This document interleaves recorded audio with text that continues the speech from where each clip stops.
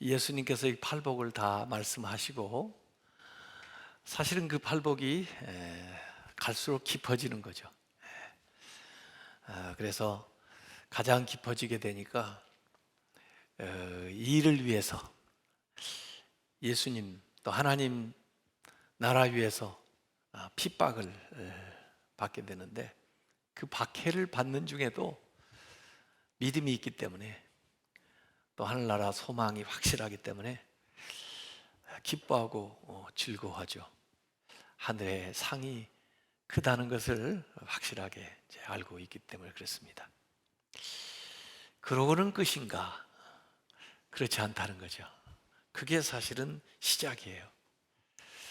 예수님께서 물론 이 팔복에는 자기 자신의 성품에 대한 것도 나오고 하나님과의 그 관계에 대한 것도 나오고 또 이웃에게 당하는 일들도 나오지만, 내가 그걸 잘 참고 견디고 기뻐하고 즐거워하는 것으로서 끝나는 게 아니고 거기에서 더 나아가서 이 세상을 우리의 선한 영향력을 가지고 변화시켜야 된다 하는 말씀이 오늘 4절에 걸쳐서 나오는 말씀입니다.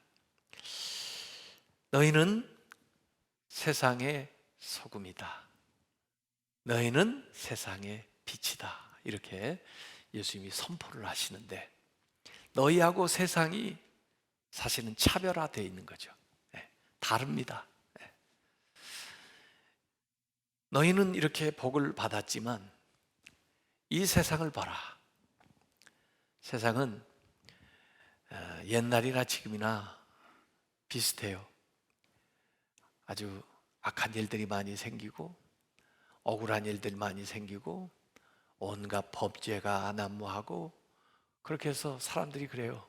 세상이 썩었다고, 나라가 썩었다고, 무슨 교육이 썩었다고, 그 부패하다고 그래요. 세상은 그렇습니다. 그러나 너희는 그 세상의 소금이다. 이렇게 말씀하는 거예요. 세상에 문제가 많습니다. 어둡습니다. 어둠의 일들이 횡행하고 있습니다. 그렇다고 해서 우리에게 책임이 없느냐?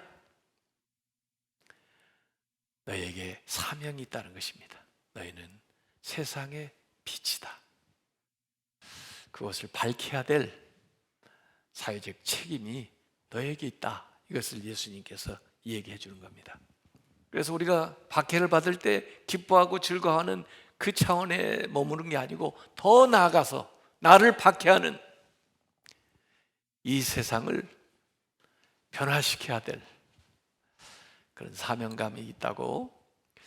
사실 세상적으로 보면 별 볼 일 없어 보이는 그 제자들 또 사람들에게 예수님께서 이렇게 기대를 가지고 말씀을 하고 계시는 것입니다. 너희에게 분명한 사명이 있다. 세상에는요, 소중한 것 그러면 대개 희귀한 것을 얘기합니다. 그래서 값도 비싸요. 다이아몬드 이 주먹만한 거 세계 하나밖에 없는데 그러니까 얼마나 비싸요. 또 명품 무슨 옷을 만들었다고 하면서 이건 리미티드 에디션, 세상에 100벌밖에 안 만들었다. 100벌. 이 자동차는 수제로 해서 만들었는데 1년에 무슨 10대밖에 안 만든다. 이렇게 되면은요, 가격이 천정부지로 뛰어듭니다. 왜? 희소성 때문에. 그런데 예수님께서는 오늘 우리에게 새로운 생각을 말씀하시는데, 희귀하다고 소중한 게 아니고 사실은 필수적인 것이 소중한 것입니다. 그거 없이는 못 사는 거. 다이아몬드 없다고 못 살아요? 그 자동차 안 탄다고 못 살아요? 그 옷 안 입는다고 못 사냐고요. 있어도 되고 없어도 돼요. 있으면 뭐 좋겠죠. 그러나 진짜 우리에게 소중한 것은 우리가 평소에 잘 알지 못하고 무시하던 것들입니다. 공기, 이 공기가 얼마나 소중해요. 숨을 한 10분 동안 안 쉬고 살 수 있는 사람 있으세요? 공기가 귀합니다. 만약에 공기가 오염돼 버렸다, 숨을 못 쉬는 상황이다, 그러면 아주 치명적입니다. 요새 이제 이 바이러스가 공기에, 그래도 공기를 타고 돌아다니지 않아서 좀 다행이지, 비말로 튀어간다니까. 이게 막 돌아다닌다면 어떡하겠어요, 공기를 타고. 완전히 방독면 쓰고 다닐 수밖에 없잖아요. 공기만 그래요? 물이 얼마나 소중해요. 흔한 것 같죠? 옛날에는 그 물을 뭔 돈을 주고 마시나 그랬는데, 물이 없어 보세요. 이게 필수품입니다. 햇빛. 햇빛의 가치를 어떻게 환산할 수 있을까요?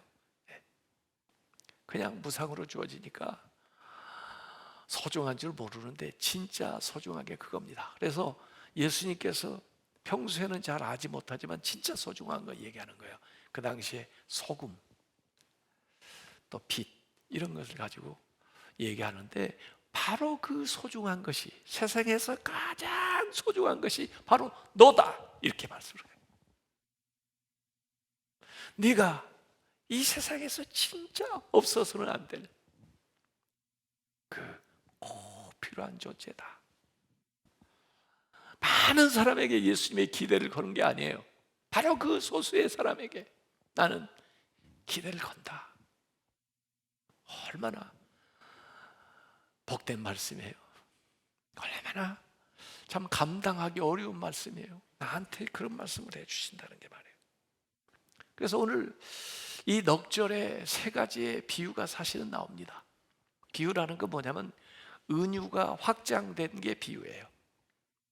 근데 소금, 그리고 산 위에 있는 집, 그리고 등불, 이 세 가지의 비유를 가지고 우리의 사명과 역할에 대해서 예수님께서 설명을 해주고 계시는데, 가만히 보니까 안에서 밖으로 해요. inside out.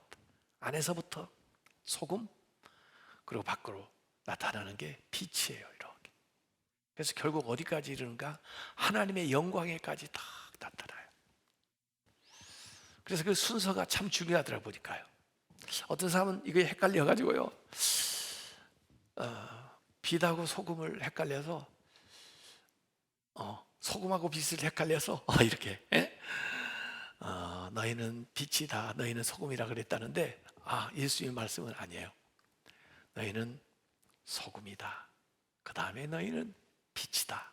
그래서 먼저 소금이 돼야 되고, 보이지 않지만 내면에, 그리고 그것이 번져서 밖으로 드러나서 빛이 되는 겁니다. 이렇게 내면의 존재에 대한 이야기를 하고, 성품에 대한 이야기를 하고, 그의 삶을, 행동을 통해서 나타나는 행위에 대한 이야기로 이렇게 번져나가는 거예요. 그래서 그 순서가 굉장히 중요하다. 우선 소금, 예수님 계실 때는 2000년 전이니까요, 소금이 얼마나 귀했는지. 그 로마 그 당시의 군인들은 아마 최고로 선망받는 그 당시의 그 직업은 로마 군인이에요. 근데 그들이 받는 그 봉급 중에 일부분을 먼 데서 가져온 소금을 그 봉급으로 줬어요. 왜? 소중한 거니까. 그래서 그 소금을 셀레리움이라고 그랬는데, 셀레리움, 거기에서 나온 말이 셀러리. 그래서 봉급이라는 말, 셀러리맨 그러잖아요. 봉급 받는 사람. 그거에 바로 그 소금이라는 단어에서 온 거예요. 그래서 참 일하고 받는 아주 귀한 겁니다. 옛날에 이제 중국에서 뭐 유럽까지 가고 그러는 그 실크로드, 뭐 거기에 대한 다큐멘터리 같은 거 보면요, 막 중국 차들을 잔뜩 싣고 또는 지고 실크로드를 따라 쫙 내려가요. 그래가지고 가서 뭐하고 받고 오느냐면 소금하고 받고 와요. 소금. 그렇게 소금이 귀한 겁니다. 왜 소금이 귀하냐? 지금 뭐 소금 싸잖아요. 얼마든지 구할 수 있잖아요. 예. 또 소금 많이 먹으면 건강에 좀 안 좋다고 그래서 그러는데, 생각을 해보세요. 농사를 짓는 사람들이 농사를 잘 지어가지고 풍년이 됐어요. 그러면 이걸 어떻게 오랫동안 보관을 하죠? 오랜 시간 또는 멀리 있는 곳에 이걸 좀 가져다 줘도 그동안의 신선도가 떨어지지 않게 할 수 있을까요? 이게 고민이에요. 왜냐하면 아무리 방금 수확한 거라고 해도 그 시간부터 이제 이 신선도가 떨어지고 나중에는 부패하게 되는 거거든요. 어부들이 생선을 잡았는데 계속 살려놓을 수도 없고 이걸 오랫동안 두고 먹으려면 또 멀리 있는 사람들한테 가져다 줘도 그게 상하지 않고 먹을 수 있으면 어떻게 해야 되죠? 또 소나 돼지나 이런 거 잡아가지고 한 번에 다 먹을 수가 없고 두고 먹으려면 어떻게 해야 되냐고요. 그래서 그 당시에 이 보관을 한다고 하는 것이 참 어렵기 때문에 그때 필수적인 게 소금입니다. 소금 쳐서 김치를 만들어 놓든지, 소금을 쳐서 안동 간 고등어를 만들어 놓든지, 소금을 쳐서 말려가지고 무슨 햄으로 해 놓든지, 그래가지고 필요할 때 썰어서 먹거나 구워서 먹으면 되잖아요. 그래서 이 소금이라는 게 1차적으로 뭐냐면 부패를 방지하는 거, 썩는 걸 방지하는 거예요. 왜 썩어요? 소금이 없으니까. 그래서 세상이 썩었다 그러면은 내 책임이에요. 왜? 내가 소금인데 소금 역할을 못 해가지고. 그래서 성경 안에도 보면은 하나님께서 이 세상의 부패를 방지하기 위해서 일찍이 우리 성도들 교회를 세웠다는 겁니다. 그래서 성도들은 성결하게 하는 기능이 있어요. 일찍이 출애굽기 30장 35절에 보면은 향을 만드는 법대로 만들고 그것에 소금을 쳐서 어떻게 해요? 성결하게 하고, 소금을 쳐서 성결하게 만드는 겁니다.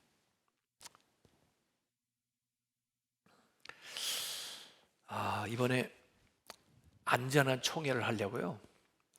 정말 안전하게 준비를 여러 가지로 했는데 그 중에 캡을 씌웁니다. 캡을. 마스크도 쓰고 캡을 씌워요. 근데 그 캡을 만드는 회사에서 그 캡을 납품을 받으니까 자기 회사 마크를 이마 정도 오는 데에 딱 붙어 있더라고요. 근데 우리가 대원들이 앉아서 그 회사 마크를 하고 있을 필요가 없잖아요.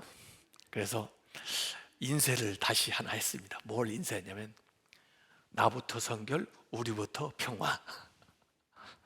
그래서 아마 회의장에 쭉 앉아있으면 다 띠를 두르고 있을 거예요. 무슨 띠를 두르고 있어요? 여호와 기성결이죠. 발언들 조심해서 하겠죠. 하여간에 이 성결하게 하기 위해서 소금을 특별히 제물에다도 소금을 많이 쳤어요. 보니까 레위기 2장 13절에도 보면 너의 모든 소제물, 하나님께 드리는 제물인데 소금을 치라. 하나님도 싱거운 거 별로 안 좋아하시나 봐요. 너의 하나님의 언약의 소금을 너의 소제에 빼지 못할지니 너의 모든 예물에 소금을 드릴지니라. 그래서 예물로 드리는 품목 가운데 소금도 있어요. 에스겔서 43장 24절에도 나 여호와 앞에 받들어다가 제사장은 그 위에 소금을 쳐서 나 여호와께 번제로 드릴 것이며 이렇게 얘기해놨습니다. 이 소금은 변함없는 언약, 약속을 의미해요. 그래서 너하고 나하고 약속 절대 변치 않자 그러면 그걸 소금 언약이라고 그랬습니다. 하나님도 우리하고 언약을 맺는데 소금 언약을 맺는다고 민수기 18장 19절에 말씀을 했어요. 이스라엘 자손이 여호와께 거제로 드리는 모든 성물은 내가 영구한 몫의 음식으로 너와 너의 자녀에게 주노니 이는 여호와 앞에 너와 네 후손에게 영원한 소금 언약이니라 그랬습니다. 역대하 13장 5절에도 이스라엘 하나님 여호와께서 소금 언약으로 이스라엘 나라를 영원히 다윗과 그의 자손에게 주신 것을 너희가 알 것이 아니냐 해서 영원한 언약을 소금 언약이라고, 편치 않는 약속을 소금 언약이라고 이렇게 얘기를 하고 있습니다. 그래서 이렇게 유지시켜주는 기능이 있는데 그건 사실은 소극적인 기능이고 더 나아가서 맛을 내는 기능이 있습니다. 오늘 사실 예수님이 말씀하신 본문의 강조점은 맛을 내는 데 있어요. 맛깔을 내는 거예요. 소금을 조금 쳐고 좀 싱겁게 먹는 일은 있어도 소금을 전혀 안 넣고 음식을 한다는 건 좀 어려울 거예요. 이 욥기에도 보면 욥기 6장 6절에 이 욥의 얘기가 나오는데 욥은 주로 달걀 노린자만 먹었나 봐요. 이렇게 나와요. 싱거운 것이 소금 없이 먹히겠느냐, 닭의 알 흰자위가 맛이 있겠느냐, 이렇게 나옵니다. 요새는 노린자를 잘 안 먹고 흰자만들 먹는 사람도 있던데 말이에요. 어쨌든 소금을 쳐서 음식을 간을 해가지고 먹는 겁니다. 그러니까 아무리 우리가 소금이라도 소금통에만 있어서는 소용이 없어요. 왜? 소금이 국이나 무슨 어떤 요리나 음식에 필요한데 이렇게 소금통에서 나와야 재구실을 하는 거지 소금통 안에 있으면 안 돼요. 우리 보고 너희들이 소금 덩어리다, 너희들이 핏덩어리라 그렇게만 얘기한 게 아니에요. 우리끼리만 사귐을 갖고 교회 안에만 머물러 있다고 되는 게 아니에요. 이번에 이제 코로나19 오면서 우리가 많은 걸 배웁니다. 우리의 신앙생활이 교회에서 그동안 열심히 잘 됐지만 이제 가정에서 잘 돼야 되고, 혼자 있을 때 신앙생활 잘 할 수 있어야 되고, 일상생활에서 이 신앙생활이 증명되지 않으면 안 됩니다. 그게 소금통에서 나오는 거예요. 소금통 안에 머물러 있어서는 안 됩니다. 사실 여기 화학에 대해서 좀 잘 아는 분들은 염화 나트륨이 소금인데, 이 염화 나트륨 화합물인데 그것 자체로서는 어떤 경우에도 맛을 잃어버릴 수가 없어요. 그런데 예수님은 소금이 맛을 잃으면 이렇게 나오는 겁니다. 전혀 불가능한 건데, 진짜 소금이라면 맛을 잃어버릴 수가 없다고요. 아무리 시간이 지나도. 진짜 신자라면 맛을 잃어버릴 수가 없다니까요.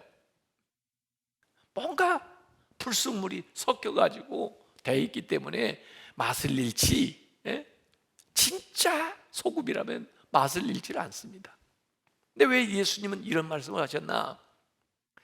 예수님 계실 때 주로 예수님 유다 땅에 이제 사셨으니까 그 아래 그 나라에 사해가 있습니다. 사해를 그들은 염해라고 그랬습니다. 염해, 소금 바다죠. 소금 바다. 염도가 얼마나 높은지 생물이 살 수가 없고, 그 다음에 사람들도 거기 들어가면 뜹니다. 아무리 수영을 못하는 사람도 그 안에 들어가면 떠요. 둥둥 떠요.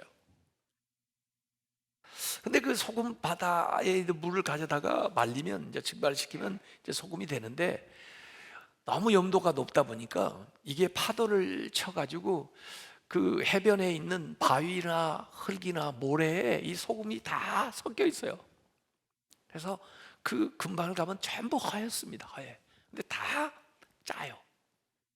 그걸 만약에 수집해가지고 집으로 오면, 물론 거기에 소금이 있는데 그 안에 불순물이 들어있어요. 요새같이 뭐 정제술이 발전하지 않았을 때는 허옇기는 한데 그야말로 소금 맛이 안 나는 흙이 그 안에 들어있는 거죠.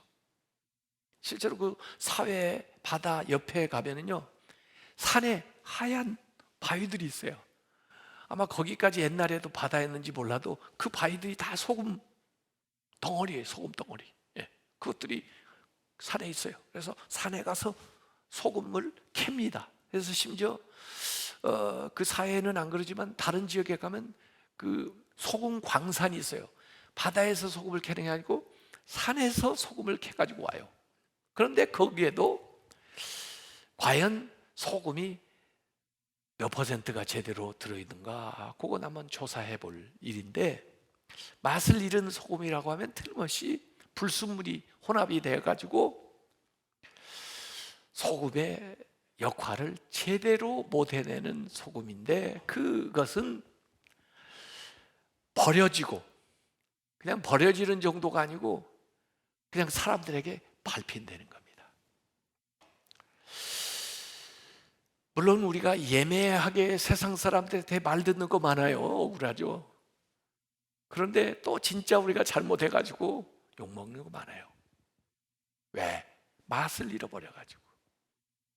맛을 잃은 신자, 맛을 잃은 교회가 사람들한테 아주 많은 비난을 받을 뿐만 아니라 실제로 발배 밟혀요.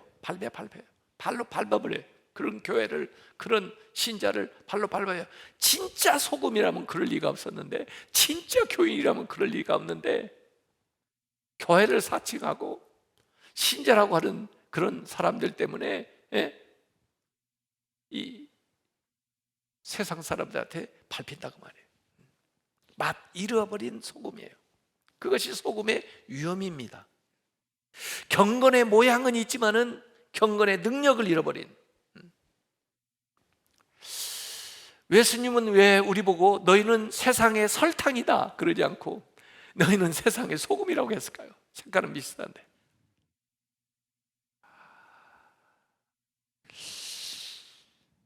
설탕. 그 당시에는 설탕이 없어서 그랬겠죠. 그런데 그 당시에 있었던, 그러면 너희는 세상의 꿀이다 그러지 않고 왜 세상의 소금이다 그랬을까요? 물론 꿀도 소중하죠. 근데 그냥 세상을 적당하게 달콤하게 사탕 발림이나 해가지고 이렇게 먹고 지나도록 그렇게 하는 역할을 하는 게 아니고, 때로는 쓰지만, 때로는 아프지만, 이 소금이요, 이 상처난 데다 이렇게 하면은요, 소독 기능도 있지만 아파요. 쓰라리다고요. 그러지만은 세상을 변화시키는, 새롭게 만드는 그런 기능을 예수님께서 얘기하는 거죠. 맛을 내라.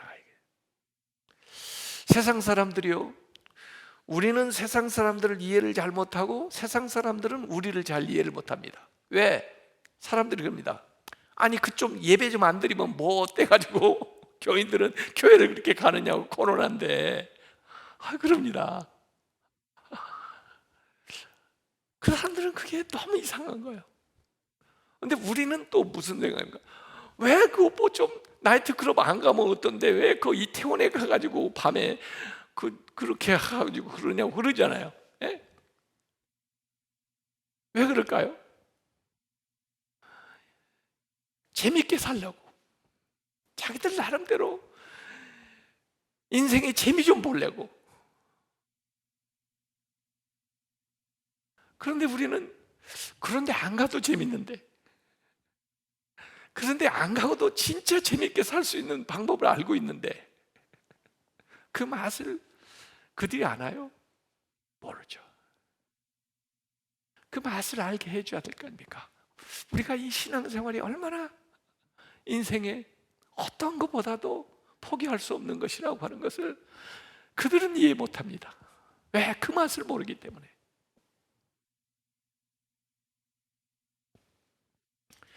신앙생활 잘하는 사람들은 그 세상의 맛에 취하지 않아도 얼마든지 의미 있게, 행복하게, 보람 있게 잘 살 수 있습니다. 오늘 여기 산 위에 있는 동네 얘기를 했는데요, 산 위의 동네, 사실은 옛날에 오래된 도시들 다 가봤어요. 다 산 위에다 집을 지었습니다. 물론 도시를 방어하기 위해서도 그랬겠죠. 성을 산 위에다 쌓습니다. 그리고 좀 부자들이다 그러면 부촌은 다 이게 산 위에 있었어요. 최소한 뭐 휴양지라도 쉬러 가려면 산 위로 이렇게 가죠. 교회도 다 언덕 위에다 지어놨어요. 우리 교회도 여기 위에다가 올려놨잖아요. 이렇게요. 어떤 분들은 아이고 왜 교회를 저렇게 언덕 위에다 해놔가지고 교회 가는 게 꼭 골고다 언덕 올라가는 것 같아.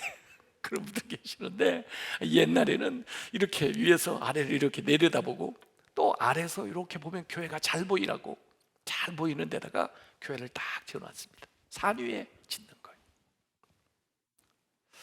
교회 제가 이렇게 손님들이 오면 가끔 여기 아래 충신시장 그쪽 금방 가서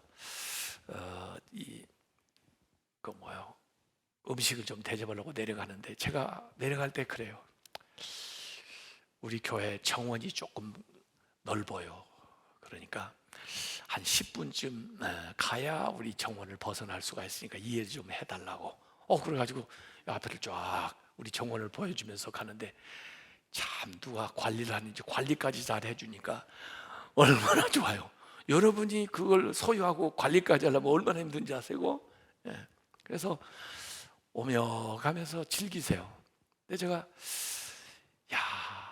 저거 어르신들 올라오기 위해서 이 전철에서 에스컬레이터를 와가지고 이렇게 쭉 올라오면서 성토도 보면서 여기 오면 얼마나 좋겠나 이런 생각을 좀 하는데, 위에다 이렇게 해놓는 거예요. 그래서 잘 보여요. 왜 사람들이 교회가 뭔만 하면 이 사람들이 어떻게 그걸 다 보고 있었는지 막 뭐라 그러고, 아니 교회 신자가 뭐 어떻다 그러고, 아니 심지어 목사님이 어떻다 그러고, 뭐 그렇게 얘기를 많이 합니까? 잘 보여서 그래요. 잘 보여서.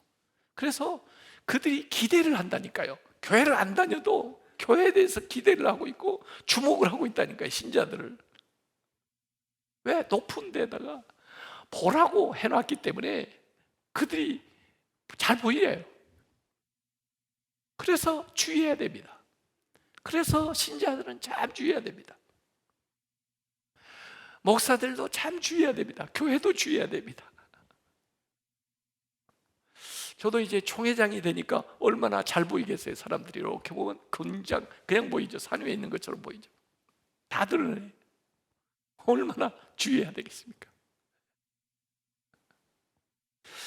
태생적으로 믿는 사람들은 아무리 소수래도 그렇게 돼 있어요. 산 위에 지은 집같이 돼버린단 말이에요. 그래서 모두 다가 보고 좋은 것이 있으면 마음으로 뭐 존경하고, 또 따를 거 있으면 또 따르고, 이렇게 그러면서 그들에게 영향력을 미치는 거예요. 하지 못한 사이에 영향을 다 미치는 거예요. 그리고는 우리가 그 위에서 빛을 쫙 바랍니다. 빛이 임하면요, 어둠의 정체가 다 드러나는 겁니다. 우리도 원래는 어둠 가운데 있었는데 빛으로 이렇게 나와서 주님이 빛이신데 주님의 빛을 받아가지고 반사하는 거죠. 에베소서 5장 8절에 너희가 전에는 어둠이었는데 이제는 주 안에서 빛이라, 빛의 자녀들처럼 행하라, 그렇게 얘기했어요. 그래서 빛이 들어가면요, 어두운 것이 점점 사라집니다. 경제 분야, 정치 분야, 교육 분야, 문화 분야, 이런 분야에 자꾸 어둡다고 하지 말고, 어두운 면만 많다고 그러지 말고 우리가 들어가서 자꾸 밝혀버려야 돼요. 이번에도 선거를 해놓고 보니까 기독교 국회의원들이 과반이 넘어요.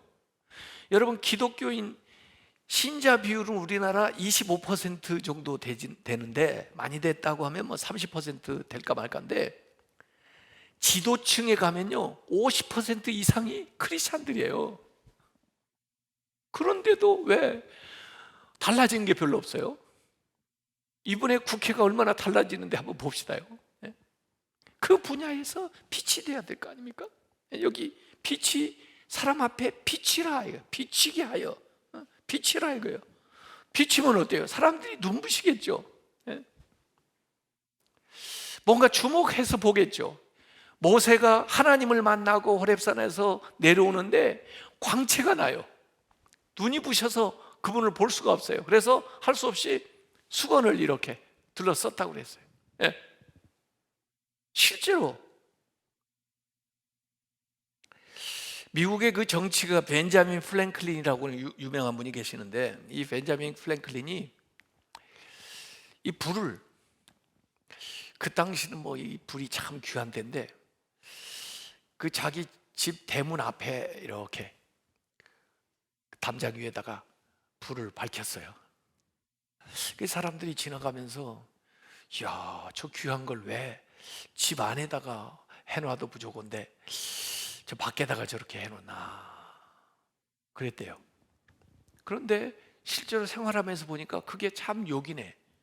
그것 때문에 길도 제대로 찾아가고 또 방향도 제대로 잡고 또 이렇게 생활하는 데 도움이 돼. 그러다 보니까 말을 하지 않았는데도 그게 조금 번져나가기 시작해가지고 그 벤자민 프랭클린처럼 집 앞에다 등을 하나씩 달아놓는 일이 생긴 거예요. 그게 오늘날의 가로등의 시작이라고 그렇게 나오더라고요. 가로등이 어떻게 시작됐느냐? 그렇게. 그러다 보니까 범죄가 점점 줄어들고, 예. 그리고 그 길을 제대로 찾아서 사람들이 가게 되는 거죠. 이번에 코로나19가 왔을 때 말이에요, 예. 우리 이 기독교인들이 정말 보이는 곳에서 보이지 않는 곳에서 일을 많이 했습니다. 지난번에 전 총리께서 오셔가지고 그런 얘기 하더라고요. 우한에서 교민들이 한국에 와야 되는데 어느 지역에 못 온다고, 왜 그런 분들이 우리 지역에 오느냐고 지역 주민들이 다 처음에 반대하고 그랬는데, 그때 그 지역에 있는 몇몇 목사님들이 모여가지고, 아니 어디든지 가야 되는데 우리가 못 받는다 그러면 어디로 어떻게 가느냐. 그래서 우리가 교인들을 설득하자. 가지고 교인들에게 다 얘기하고, 그래서 그분들이 나와서 허용을 한다. 그래가지고 거기 갔다는 거예요. 그래서 내가 왜 그런 얘기를 언론에다는 안 하십니까? 제가 그랬어요. 아니 사실은 이 환자들 어디 시설이 부족해가지고 큰 교회들 수양관 있는 것들을 다 내놨잖아요. 예? 거기에 환자들 그 격리할 사람들 필요하면 거기 가라고. 예? 그리고 대구에 그 일 터졌을 때 거기에 제일 큰 병원 동산교 병원, 예, 거기가 사실 선교사님들이 세운 병원인데 거기 전체 병동을 코로나19 환자들 받는 병동으로 개조해가지고 그들을 다 거기 수용하고, 거기는 의사들, 간호사들이 정말 신실한 크리스찬들인데 그분들이 앞장서서 모든 걸 하니까 전국에 있는 크리스찬 기독교 의사, 간호사들이 차원에서 거기에 모여들어가지고 자원봉사하면서 이 일들을 해나가고 있는데 말이에요. 왜 이 얘기를 안 해줘요? 여기 착한 행실이라고 그랬습니다. 너희 빛을 사람들에게 비추라 하는 것은 착한 행실이에요. 이건요 드러나는 거예요. 알려야 되는 거예요. 때로는요 해마다 지난 해에 봉사한 것을 전부 액수로나 금액으로나 또 헌금한 것으로나 다 따져보면요 기독교인들이 80% 이상을 하고 있어요. 타 종교하고 비교할 수가 없어요. 그런데도 몰라요. 지금도 소상공인 도자 해서 뭐 착한 소비 운동들을 일으키고, 또 외국인들이 혜택을 못 받으니까 그 사람들에게 우리가 나누자. 교회들이 다 자발적으로 활동을 하면서 마스크 만들어서 보급하고 가져다 주고 그래요. 빛은 발해야 됩니다. 사람들이 볼 수 있게 또 해줘야 돼요. 이 어떤 맹인이 말이에요, 선생님한테 왔다가 한참 얘기가 저녁이 늦어져 가지고 집에 가는데 선생님이 등잔을 하나 딱 들려주는 거예요. 그랬더니 아니 선생님, 저는 보지를 못하지만 그래도 밤이나 낮이나 길을 제대로 찾아가는데 저한테 이게 무슨 소용이 있어요? 그랬더니 아니라고, 가져가라고. 당신 위해서가 아니고 다른 사람들 위해서. 다른 사람이 오다가 당신하고 부딪히면 어떡하냐고, 가져가라고. 아, 그렇군요. 그리고 가져가는데 한참 가다가 사람하고 부딪혔어요. 그러니까 여보, 안 보여요? 그랬더니 뭐예요? 등불이 안 보이냐고. 그러니까 그래요? 꺼져가지고 몰랐어요. 우리가 등불의 문제는 뭡니까? 꺼지거나 보이지 않게 가지고 있는 것이 등불의 문제예요. 그래서 열처녀의 비유에 보면은 예수님께서 그 등불을 준비하는데, 등불은요 심지하고 그 다음에 기름하고 있어야 돼요. 우리가 여기 위에다가 호롱불 십자가를 만들어 놨습니다만은 그 두 가지 요소가 잘 준비돼야 잘 탑니다. 기름이 없어도 안 되고, 심지가 그냥 잘 망가져가지고 다듬어 주지 않아가지고 까만 그냥 연기만 나오면 그것도 안 되는 거죠. 그래서 그걸 잘 구비를 해줘야 계속해서 탈 수가 있는 건데, 이 등불의 문제는 비추지 않는 등불이 문제다, 그 말이에요. 왜 사람들은 등불까지 켜가지고도 이 말 아래에다 두고 빛이 안 나오게 할까요? 아마 두려워서 그런지도 모르죠. 밖으로 내놨다가 바람 불어서 꺼지면 어떡해, 그런 생각을 할지도 모르고. 예수님 계실 당시에 SNF파 사람들이 있었습니다. 그 당시에 열심당원들은 나라를 되찾아보겠다 그래가지고 칼을 품고 다니면서 그 로마 사람들이나 여인들을 막 이렇게 폭력으로 해치우려고 하는 사람들이 있었고, SNF파 사람들은 그들과 달리 메시아를 기다린다 그러면서 현실 생활에서 완전히 떠나가지고 이 사회 근처에 있는 쿰란이라고 하는 곳에서 공동체를 만들고 매일 이 성경 읽고, 그 다음에 성경 필사하고, 그렇게 목욕학 재개하고 제사 드리고 그런 일만 하면서 공동체 생활을 해나가는 거예요. 언제 메시아가 오는. 그리고 스스로는 우리는 빛의 자녀들이다 그렇게 하면서 산다. 그러니까 예수님께서도 아마 세례 요한도 그 공동체에 다녀오셨을 것이다, 이렇게 전부 다 추정을 하고 있는데, 아마 제 생각에는 야, 너희들끼리 모여 있으면 너희들이 빛이라고 아무리 그래도 빛덩어리지, 그 빛의 역할을 하고 있니? 이런 거죠. 이제 우리의 신앙생활이 교회 중심에서, 교회만 해서 신앙생활이 되면 안 됩니다. 이번 코로나19는 그걸 분명히 우리에게 가르쳐주고 있어요. 신앙의 생활화가 되지 않으면 안 됩니다. 교회 모이는 시간 물론 중요하죠. 예배하는 시간 물론 중요하죠. 그러나 교회 안에서 모여가지고 신앙생활하는 거 아닙니다. 신앙생활은 가정에서 해야 되고, 또 개인적으로 할 수 있어야 되고, 그리고 직장에서도 빛을 발해야 그게 믿음의 사람이고, 이곳에 와서는 격려하고 힘을 얻고 훈련받고, 그래서 다시 또 나아가고, 그렇게 돼야 되는 거죠. 그래서 오늘 소금이나 빛이나 공통점이 뭐냐면 영향력이에요. 선한 영향력.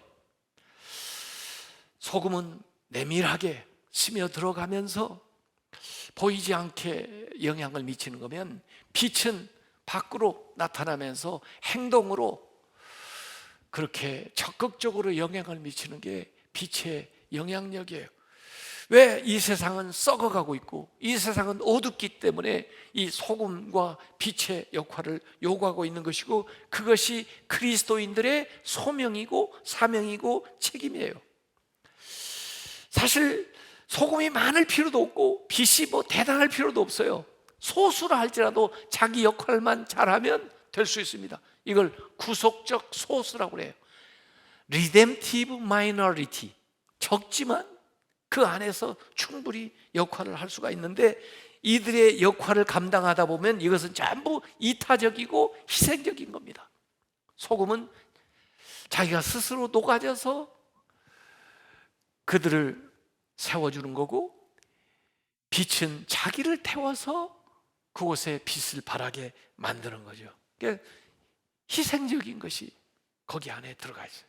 그래서 오늘 예수님은 너희는 소금이다, 빛이다 이렇게 선포하셨을 뿐만 아니라 그들에게 행해야 될 명령도 행하는데, 그 빛이니까, 등불이니까 선한 행동, 다른 사람들에게 너희의 착한 행실을 보여라 이렇게 얘기를 하고, 그 다음에 그것 때문에 다른 사람들이 하나님께 영광을 돌리게 하라 하는 명령으로 나아가게 되는 겁니다.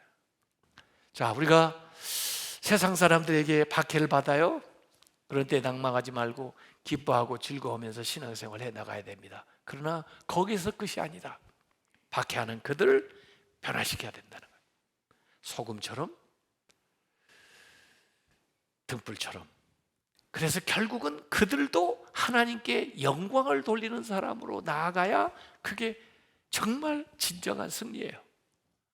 이렇게 한 사람이 있습니다. 이삭. 아비멜렉이 그냥 와서 이삭의 파놓은 우물을 빼앗아가고 빼앗아가는데도 불구하고 그가 인내하면서 믿음으로 살아갔더니 하나님이 그를 축복해 주시고, 그가 축복받는 모습을 보고 아비멜렉이 돌아와요. 그래서 화친하자 그래요. 그러고 하는 말이, 하나님이 너와 함께 하심을 내가 분명히 보았노라 그래요. 안 믿는 사람이. 그것이 하나님께 영광을 돌리는 것입니다. 그래서 오늘 팔복은 더 나아가서 우리가 세상에서 소금과 같은 역할, 빛의 역할을 감당함으로써 결국은 그들이 하나님께 영광을 돌리러 돌아오는 그 지경까지 나아가야 진짜 복받은 사람이다. 진짜 하나님이 쓰는 사람이 되는 것입니다. 그 은혜를 누리시기를 주님의 이름으로 축원합니다. 이 시간 같이 한번 기도하겠습니다.